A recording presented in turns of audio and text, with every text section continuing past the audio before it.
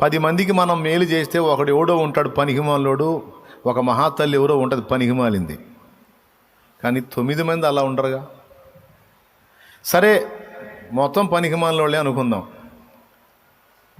వాళ్ళు పనికిమాలినోళ్ళు అయినందున మనం ప్రేమించడం మానుకుందామా? కీడు చేసి శ్రమపడుట కంటే మేలు చేసి శ్రమపడుట మంచిది అని దేవుని వాక్యంలో చదవలేదా? మనం కీడు చేయట్లే, పట్టెడు అన్నం పెట్టి మేలు చేసి ఉపకారం చేసి అంత ఆశ్రయం ఇచ్చి చేయదగ్గ మేలు చేస్తున్నాం. అయినా వాడు విషం కక్కాడంటే దోషం వాడిది కానీ మంద కాదు కదా. కీడు చేసేవాడికి కూడా మేలు చేయటమే కదా క్రైస్తవ ధర్మం. కాబట్టి శ్రమలకు భయపడి, కష్టాలకు భయపడి, వీళ్ళ విమర్శలకు భయపడి ప్రేమించటం మానేస్తే దేవుడు ఉండడు అక్కడ.